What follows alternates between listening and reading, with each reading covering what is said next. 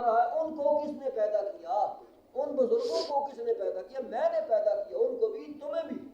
وہ میرے فرما بردار بن کر کامیاب ہو گئے، تم نافرمان بن کر میرا راستہ تم نے چھوڑ دی تو ان کے پیچھے جا۔ یہاں بھی اللہ نے قیامت کا مسئلہ سمجھایا ہے کہ میں یہ کر سکتا ہوں، میں دوبارہ پیدا نہیں کر سکتا، اپنی تخلیق کو تو دیکھ۔ اور پھر اس قرآن کے متعلق فرمایا یہ قرآن ایسی کلام ہے، کلام اللہ ہے، یہ اللہ کی نبی کا پیغام ہے۔ یہ قرآن نبی پاک صلی اللہ علیہ وسلم کا پیغام ہے، قرآن نبی کی شان ہے۔ دو چیزیں ہیں، یاد رکھو۔ یہ دھوکے باز تمہیں دھوکہ دیتے ہیں، یہ نبی کی شان نہیں مانتے، ولیوں کو نہیں مانتے، پیروں فقیروں کو نہیں مانتے۔ ہمارے بزرگ تھے وہ کہتے تھے گھوم کھا رہے ہیں، بکواس کر رہے ہیں۔ ہم اللہ کو مانتے ہیں، اللہ کے رسول کو مانتے ہیں، نبیوں کو مانتے ہیں، اولیاء اللہ کو مانتے ہیں، تمہاری بےایمانی کو نہیں مانتے، تمہارے فراڈ کو نہیں مانتے، تمہارے دھوکے کو نہیں مانتے ہیں، تمہارے شرک کو نہیں مانتے، تمہاری بدعت کو نہیں مانتے۔ ان کو تو ہم سب کو مانتے ہیں۔ کیسا دھوکہ دیتے ہیں شیطان، تاکہ ان سے نفرت کریں، ان سے دور ہو جائیں، ہمارا پیٹ بھرتا رہے، ہم بات سیدھی کر دیتے ہیں۔ اللہ اور اللہ کے رسول کی یہ بات ہے بس۔ آگے دیکھو قرآن کیا کہتا ہے۔ آج کے درس میں فرمایا سبح اسم ربک الاعلی، سبح اسم ربک، تسبیح بیان کرو، پاکی بیان کرو اپنے رب کی۔ سبح اسم ربک الاعلی، پاکی بیان کرو اپنے رب کے نام کی، اپنے رب کے نام کے ساتھ، اپنے رب کے نام کی مدد سے اللہ کی پاکی بیان کرو۔ کہیں بھی سبحان اللہ کا لفظ آتا ہے نا تو وہاں بھی یہی لفظ آتا ہے، اس کو شرک سے منزہ سمجھو، عیب سے، ہر قسم کے عیب سے منزہ سمجھو، یہ مطلب ہوتا ہے سبحان اللہ۔ کوئی عجیب بات دیکھتے ہیں تو کہتے ہیں سبحان اللہ، اس کا معنی کیا ہے؟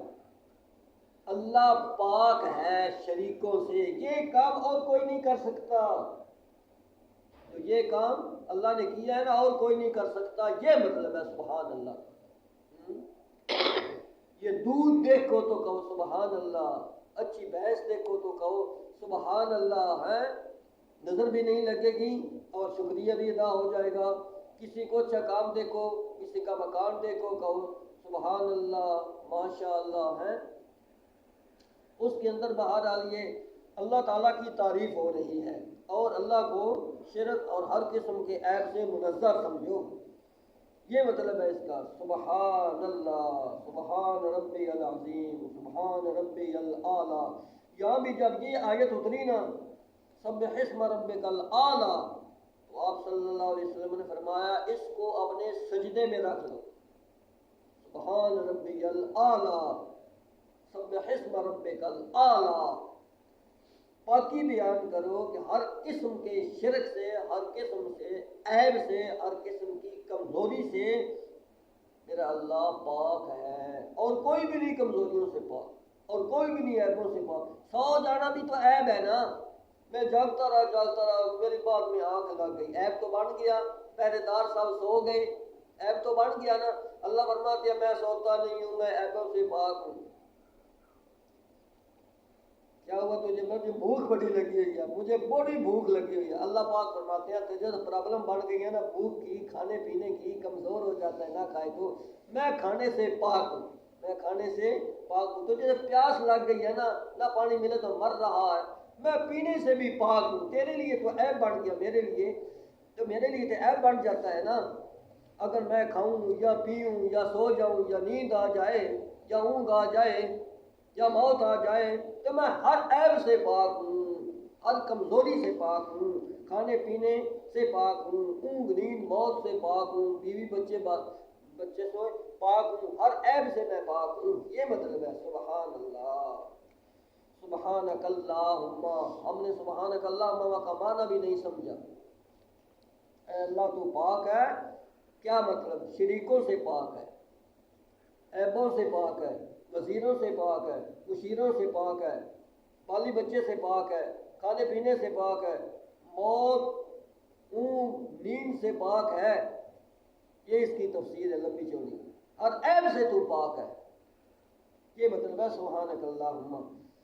اگر نمازی نماز میں سبحانک اللہم پڑھے تو وہاں جا کر چڑھاوا بابے کے دربار پر چاہے سبحانک اللہم کہنے کا کیا فائدہ اس کا؟ زبانی تو کہہ رہا ایاک نعبد و ایاک نستعین، مگر کرے اس کے خلاف تو پھر کیا اس کی نماز کی کیا فائدہ؟ پہلے تو یہ لوگ نماز پڑھتے ہی نہیں ہیں، ان کا کیا مطلب نمازوں کے ساتھ مسجد کے ساتھ ہیں؟ یہ بابے کے دربار پر جائیں گے وہاں چاول کھائیں گے، ان کا کیا کام مسجد کے ساتھ، نماز کے ساتھ، داڑھی کے ساتھ ہیں، قرآن کے ساتھ، ان کا کیا تعلق ہے اسلام کے ساتھ؟ اچھا جی، سبح اسم ربک الاعلی،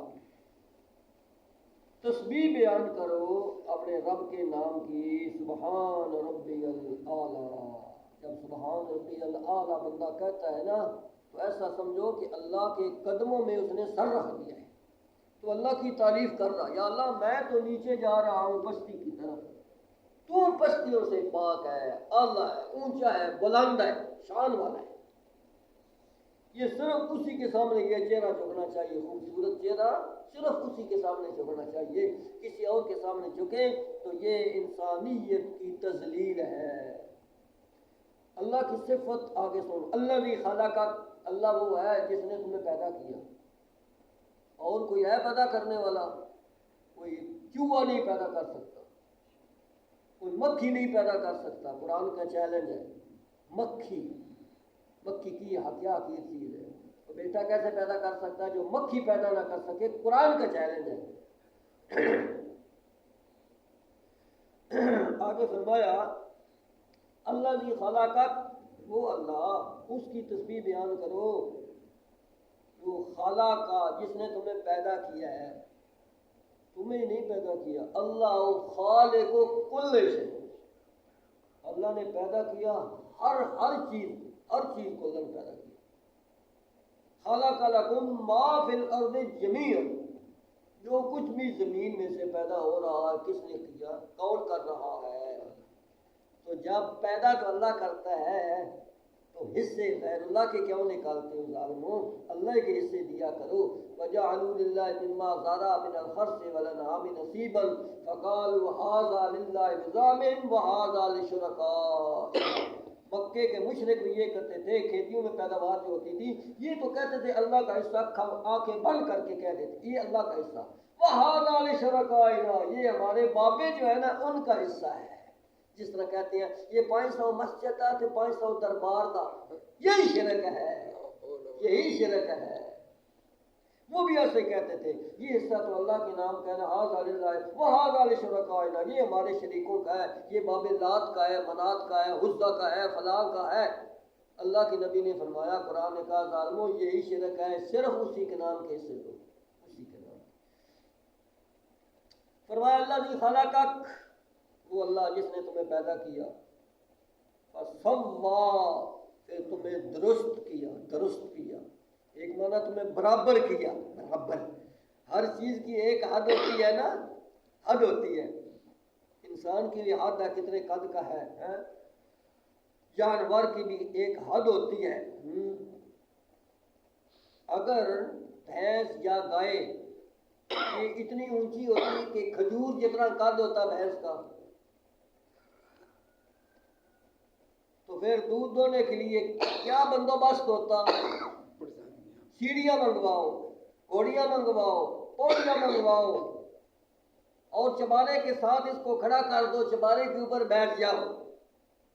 اللہ فرماتے ہیں فسوا، میں نے میانہ روی اختیار کیا ہے، جتنے تم ہو اتنا ہی بندوبست بھی آگے میں نے کیا ہے۔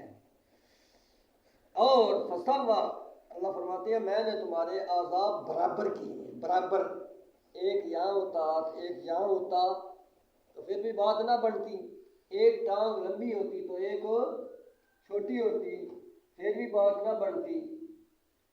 تو اس لیے فرمایا میں نے یہ تمہارے اعضاء برابر رکھے، ہر چیز کو میں نے برابری رکھی ہے۔ تو فرمایا یہ کام کرنے والا کون ہے؟ اصل بتانا اللہ تو یہ چاہتے ہیں کام کرنے والا کون ہے۔ ایک باغ کا بوٹا ہی ہے، انگور کا، امرود کا ہے، یہ نیچے نیچے ہوتے ہیں، بندے کا ہاتھ پہنچ جاتا ہے، اگر وہ ہوتے او بڑے درخت اونچے، بوڑ کا درخت اس کے اوپر چڑھا جاتا تو اوپر سے پھل لانا جاتا، سمجھ آ جاتی، اس سے بھی بڑا ہوتا۔ اللہ پاک نے فرمایا ہر ایک میں نے اپنے حساب سے رکھا ہے۔ والذی قدر فہدی، اللہ کی وہ ذات ہے جس نے اپنا اندازے سے کیا، اپنے اندازے سے پیدا کیا ہے۔ فہدی، پھر اللہ نے اس کی رہنمائی بھی کی ہے، پیدا کر کے اپنے اندازے سے یوں ہی چھوڑ نہیں دیا۔ فہدی، پھر اللہ پاک فرماتے ہیں میں نے اس کی رہنمائی بھی کی ہے۔ اس کی ایک مثال دے کر سمجھاتے ہیں رہنمائی کیسے اللہ نے کی ہے، ساتھ ہی پیدائش کیسے کرا، ساتھ ہی رہنمائی کی ہے۔ بکری کا بچہ پیدا ہوتا ہے، بھینس کا بچہ پیدا ہوتا ہے، گائے کا بچہ پیدا ہوتا ہے، ہرنی کا بچہ پیدا ہوتا ہے، مثال ہے۔ کوئی بھی جانور ہے اس کا بچہ جب پیدا ہوتا ہے تو بچہ کہاں جاتا ہے، کس کی طرف روزی تلاش کرنے کے لیے؟ اللہ پاک نے فرمایا تیری روزی کا بندوبست میں نے ماں کی ٹانگوں میں رکھا ہے، تھڑوں کی طرف، وہ اسے فطرت کہتے ہیں، اس کی طرف آتا ہے وہ منہ مارتا ہے۔ ہم تو چلو بچے کو پکڑ کر کہتے ہیں یہ اس کی طرف لے آتا، آگے دودھ کس جگہ چوسنا ہے وہ کس طرح اس کو سکھاؤ گے، کس طرح پینا ہے دودھ، یہ دودھ ہے، یہ دودھ بچے کو کہو یہ دودھ ہے، یہ تھن ہے، کیسے بچے کو ہم پلائیں گے؟ یہ فطرت کے اندر رکھا اللہ پاک نے، وہ منہ ہلاتا ہے، وہ بچہ منہ ہلاتا ہے، دودھ آ جاتا ہے، اللہ پاک دودھ کا انتظام کر دیتے ہیں۔ ہاں جی، اسے رب کہتے ہیں فہدا، اللہ نے اس کی رہنمائی کر دی ہے۔ بلی کا بچہ ہو اس کی بھی رہنمائی کر دی ہے، گائے کا بچہ ہو اس کی بھی رہنمائی کر دی ہے کہ تیری خوراک یہاں ہے، ورنہ ہمیں سمجھ آ جاتی۔ اور اسی طرح مرغی کا بچہ ہے، مرغی کا بچہ ہے، وہ انڈے سے جب بھی نکلتا ہے نا تو چیوں چیوں چیوں چیوں چیوں شروع کر دیتا ہے۔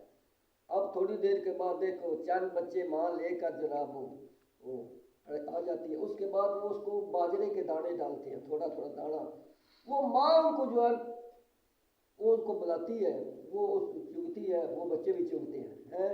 ان کو کس نے چگنے کی جائز سکھائی ہے، اسی وقت وہ بھی ماں کے ساتھ چگنا شروع کر دیتے ہیں۔ اللہ فرماتے ہیں فہدا، میں نے ان کی رہنمائی کی، فطرت کے اندر وہ چیز رکھ دی ہے۔ اور اسی طرح مرغی پھر رہی ہوتی ہے، اوپر سے چیل آ جاتی ہے، بچے پھر رہے ہوتے ہیں، ایک ہی دفعہ الارم دیتی ہے ماں، سارے بچے بھاگ کر ماں کے پروں کے نیچے آ کے چھپ جاتے ہیں۔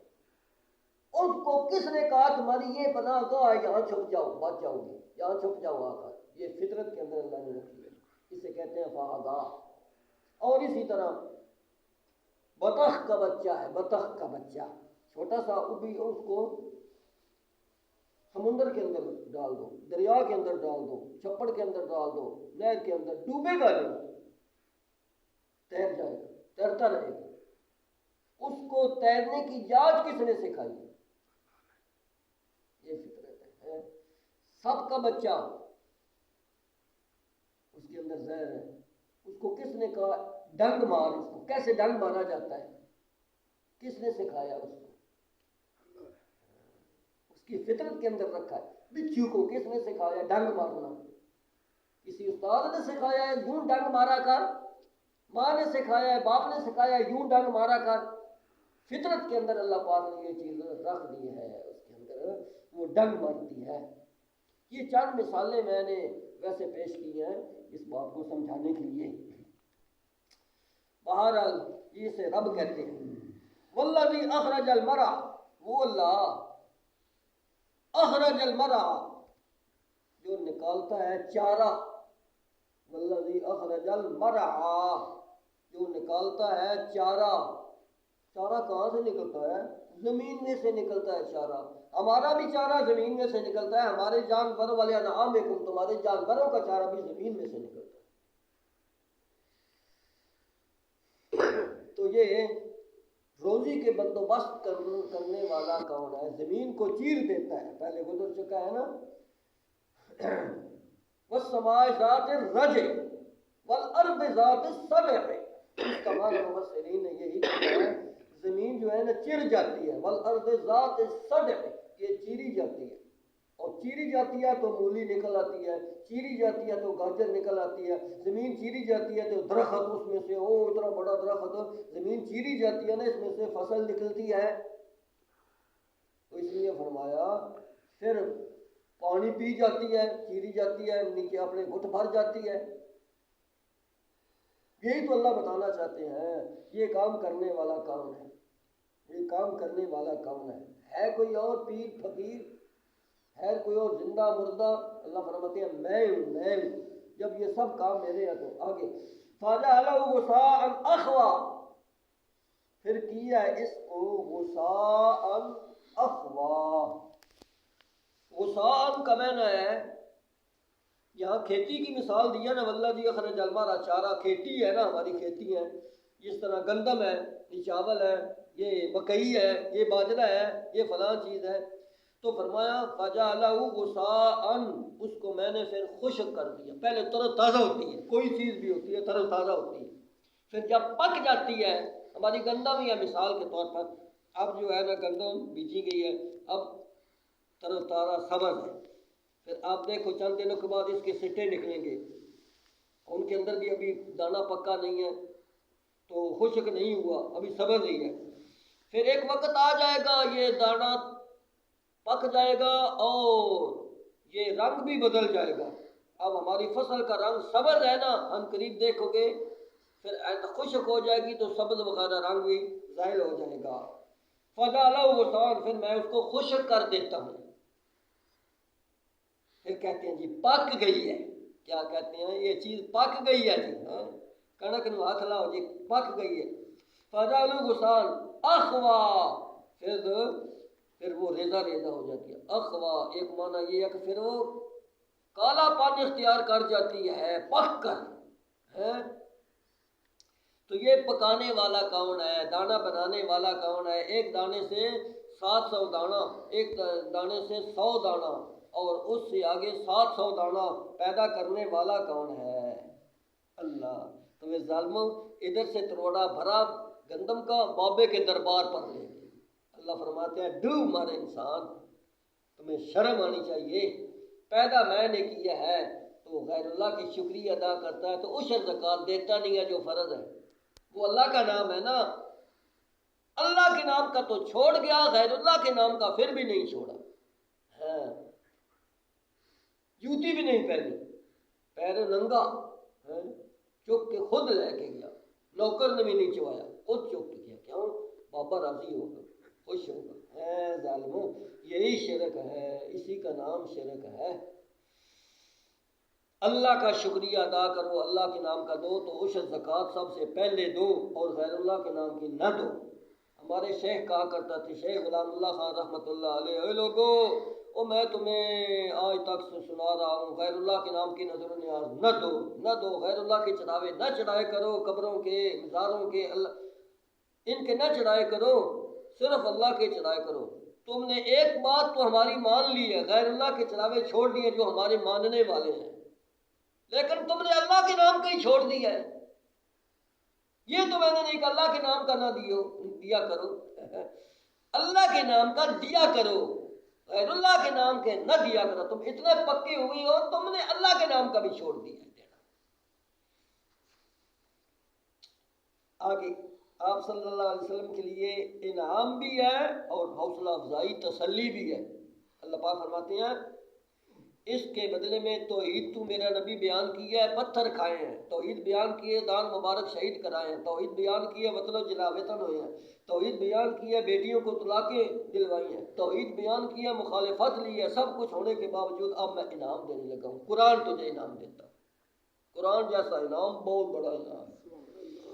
سنقرئک کا ان قریب ہم آپ کو پڑھ کر دیں گے یہ قرآن، فلا تنسا، اب آپ نہیں بھولیں گے۔ ہم تو بھول جاتے ہیں نا، اللہ پاک فرماتے ہیں یہ نعمت میں آپ کو ایسے دینے لگا ہوں، آپ بھولیں گے بھی نہیں، آپ کو یاد رہے گا۔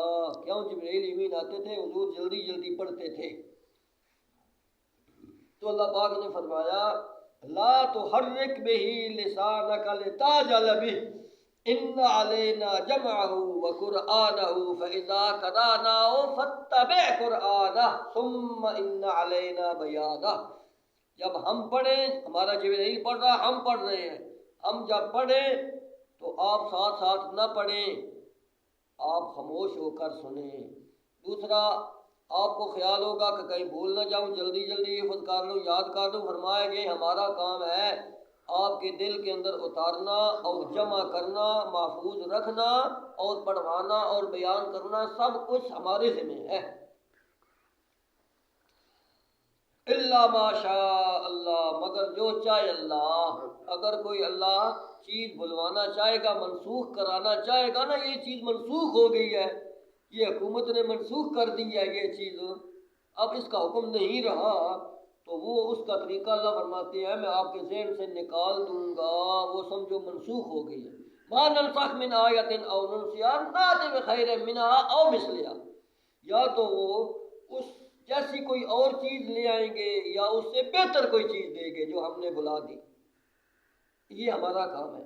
انہ یعلم الجہر وما یخفی، بے شک وہ جانتا ہے ظاہر کو بھی اور مخفی کو بھی۔